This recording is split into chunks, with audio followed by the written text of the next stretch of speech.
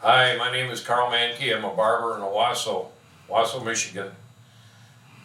A week ago, I came into my barber shop on a Monday morning, and I had made a decision that I was going to open my shop and I was going to go to work. I felt that the rules of the governor she put forth these rules that we weren't allowed to work. And had it have been just maybe for a few weeks or a week or two, but I was off 6 weeks. And with that promise that I was going to be able to go back on the 1st of May. And as soon as the May rolled around and the legislature decided that she had gone beyond her assignment, and I believe that authority is given by assignment. We elected her by assignment, and the legislation governs her actions. And the legislators decided that she had gone beyond her 28 days and she no longer had any more time. And then when she announced that she was going to go another 28 days, it just dropped me to my knees. I couldn't go that much further. So I decided I was going to come in my shop and I was going to open up. And I'll tell you, the fear that I had, the concern that I had that I was possibly breaking the law, those things all were crossing my mind. And then I would look at our bills, I'd look at our finances, our taxes that are all due, our insurances that are all due. And I just couldn't go another 30 days. So, that old serenity prayer that God grant me the serenity to accept the things I cannot change, and the courage to change those things that I can, and the wisdom to know the difference. That's been a prayer in my life for over 40 years now. And I used that prayer, the courage in my life, to be able to walk into this barbershop and open it. And I was quite fearful. I was fearful that that I was going to be shut up the same day that I opened up. And I recall that same day, I had a police officer come in my a guy from the sheriff's department came in my shop, and I thought, well, this is over with. It's done now. And he said to me, he says, Karl, turn around and look at me. And I turned around, I looked at him, and he says, Karl, he says, I love you. And he walked out the door. And it gave me, that was the beginning of the first courage that I had in order to begin this whole process. I came in here alone on that Monday morning thinking I was going to swing in the wind out here all by myself. And all I wanted to do was go to work. That's all I wanted to do. I've been in this business for nearly 60 years. I built this business when I was 18 years old and built it up.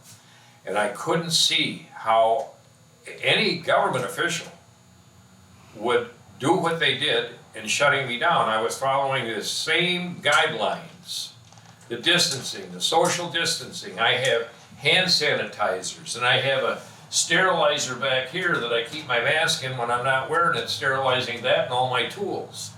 I have all my chairs are spaced apart.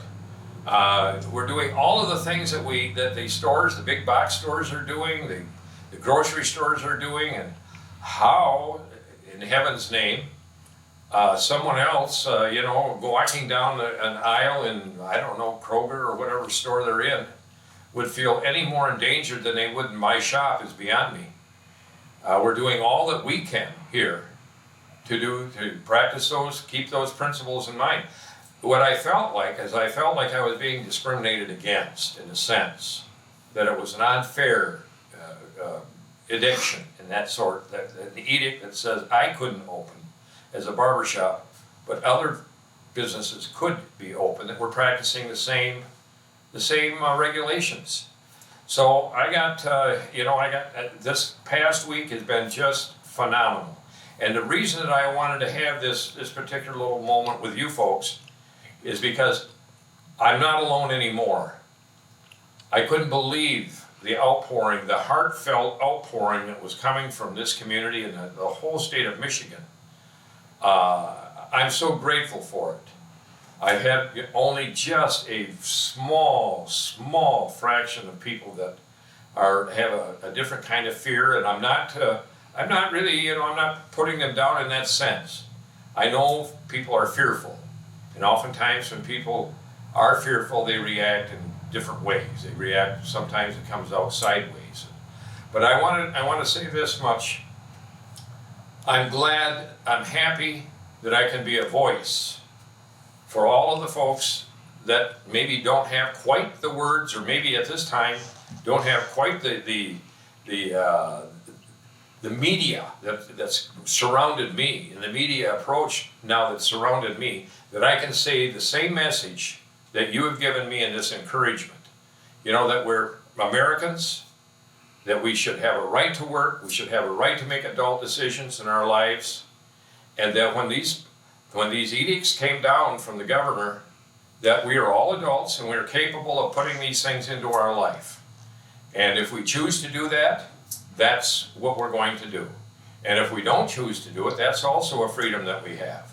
So I'm encouraging anybody that didn't have a voice in this, if they want to tell me what their complaints are, I'd be more than willing to put them into words so that we can have this particular type of freedom in our country. Another thing I might add is, if there are other barbers out there that have a license and they got the courage, I could sure use the help down here. We've been getting people coming from a lot of different places, and I'm a one-man show. I was working 14, 15 hours a week last week. I don't think I'm going to be, or 14, 15 hours a day last week. I worked well over 80 hours. Yeah, my back went out. So if there's anybody out there that's beauticians, I had a couple of gals, and of course I'm not going to mention anybody's names, but I had a couple of gals come in that actually came in and volunteered to help me, and it really helped out a lot. It did. It helped out a lot. It took a lot of the stress off me, and it also gave people that opportunity to get a haircut. And it isn't just me that's. I appreciate you coming in and giving me the business. But I also appreciate somebody else that comes in and gives me a hand, and allows them to sort of also give back, in this movement, in this cause that we have right now of keeping our freedoms, keeping our right to work. And I'm so grateful that your heartfelt, sincere encouragements that I've had this past week for myself and my wife. My wife woke me up this morning and she says, I hardly slept last night. She says, I just kept thinking of all the people that are giving us encouragement, that have given us all of this help and support. And this is, we have a legal team now that's come forward, and I want you to know that any contributions that have been given me are going towards that legal team. So I don't have any idea of getting enriched on your contributions. I talked with this lawyer, and they're going to him to help, and his team to help out with this thing. So I thank you so kindly for all of the support that you've given me. Thank you.